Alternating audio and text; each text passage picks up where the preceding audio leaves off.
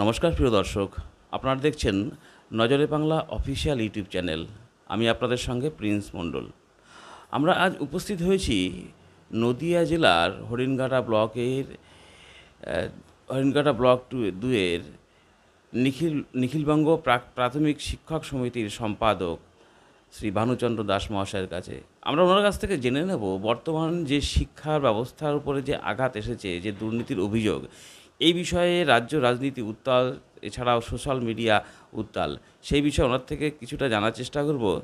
হ্যাঁ স্যার, এই যে গত 22শে এপ্রিল হাইকোর্টের একটি অর্ডারে প্রায় 26,000 শিক্ষকের জীবনে এক অনিশ্চিত ভবিষ্যৎ নেমে এসেছে। এই যে শিক্ষা ব্যবস্থায় যে দুর্নীতির অভিযোগ, এই দুর্নীতিটা করতে হলো কেন? যে অভিযোগটা যদি সত্য হয়, তাহলে দুর্নীতিটা করতে হলো কেন? আমরা এবিপিটি এর পক্ষ থেকে নজরে বাংলা চ্যানেলকে আমরা অভিনন্দন জ্ঞাপন করছি এই খবরটা জনসমাজে তুলে ধরার জন্য। আমরা যে কথা আপনি প্রশ্ন করেছেন, এই প্রশ্নের উত্তরে বলতে হয় গত 11 বছর ধরে যে শিক্ষা ব্যবস্থার উপরে যে আঘাত এসেছে, এটা প্রথমত চালু হয়েছে বিভিন্ন বিষয়বস্তুগুলোকে কেন্দ্র করে আমাদের যে শিক্ষার সিলেবাসগুলোকে একদম পাল্টে দিয়ে শিক্ষাকে একটা বাণিজ্যিকরণের প্রস্তুত করেছে।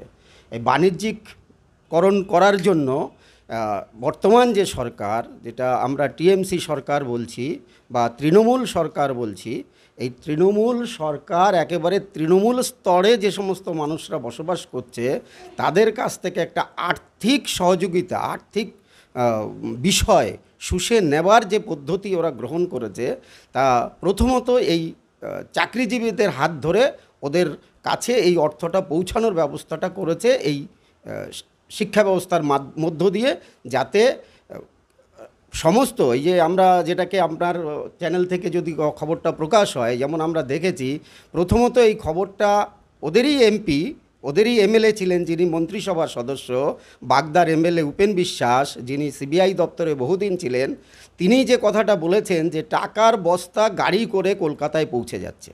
অর্থাৎ তিনি বুঝতে চাইছিলেন যে কি করে এই টাকাগুলো কলকাতায় যাচ্ছে, কাদের হাত ধরে যাচ্ছে। সেই সমস্ত চাকরিজীবীদের নাম করে, চাকরিজীবীদের চাকরি দেওয়ার নাম করে, যারা যোগ্য এবং অযোগ্য এই দুটো ভাগ করে নির্ণয় হয়েছে।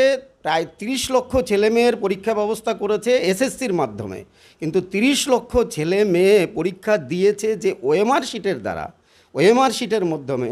সেই ওএমআর শিটগুলো তারা কোথায় সরিয়ে দিয়েছে, আর সেগুলো স্ক্যান কপি করে মানুষের কাছে তুলে ধরার চেষ্টা করছে এটাই নাকি অরিজিনাল। কিন্তু কোর্টে কখনো প্রমাণ করতে পারলো না স্ক্যান কপিটাই অরিজিনাল, প্রমাণ করতে পারলো না।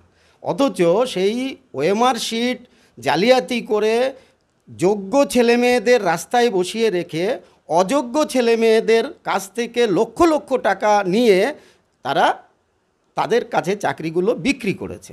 আর যোগ্য ছেলেমেয়েরা আজও প্রায় 1140 দিন ধরে রাস্তায় বসে তারা আন্দোলন সংগ্রাম করছে চাকরি পাওয়ার জন্য, যোগ্যতার ভিত্তিতে চাকরি পাওয়ার জন্য।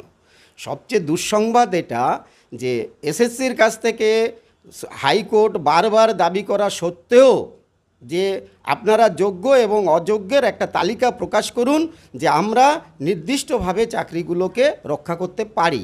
অথচ আজ পর্যন্ত তারা 3বার করে কোর্টের কাছে কাগজপত্র নাকি দিয়েছে, সেটা আদৌ সত্য দিতে পারেনি। কারণ তাদের কাছে যখন প্রশ্ন করা হয় এটাই কি যোগ্য, এগুলোই কি যোগ্য, এই উত্তরটা তারা দিতে পারেনি।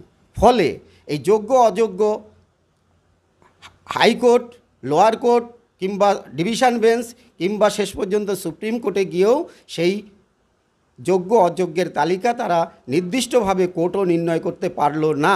ফলে এই 25,753 জন ছেলেমেয়ের ভবিষ্যৎ শিক্ষক নয়, এরা পূর্ণদমে শিক্ষক ছিলেন, এই শিক্ষকগুলো আজকে রাস্তায় বসে আন্দোলন করতে শুরু করেছে তাদের ন্যায্য অধিকারের দাবি নিয়ে, যে আমরা যোগ্য, কেন আমি আজকে চাকরি হারাবো। এটাই হচ্ছে বিষয়বস্তু। এই যে যোগ্য যোগ্য শিক্ষক এবং অযোগ্য শিক্ষক যারা অবৈধভাবে চাকরি পেয়েছিলেন এবং যারা সঠিক পদ্ধতিতে চাকরি পেয়ে, এই যে দুই যোগ্য এবং অযোগ্য এই যে বাছাই করার দায়, বাছাই করতে না পারার কারণেই আদালতকে সন্তুষ্ট করতে পারেনি এসএসসি এবং রাজ্য সরকার, তার ফলেই কিন্তু এই 26,000 লোকের চাকরি চলে গেল। এই দায়টা কার, কি মনে করেন স্যার? এই দায়টা সম্পূর্ণরূপে সরকারের। সরকার এই যে নিউমেরিক্যাল পোস্ট যেটা তৈরি করেছে, এটা তো কোনো আইনত পন্থা নয়। এবং যে ক্যাবিনেট মন্ত্রিসভা, যে ক্যাবিনেট সভা ডেকে এটাকে পাশ করেছে যে এই রকম একটা নিউমেরিক্যাল পোস্ট তৈরি করে অযোগ্যদের চাকরি স্বীকৃতি দেওয়ার জন্য ওই পোস্টটা তৈরি হয়। কেন?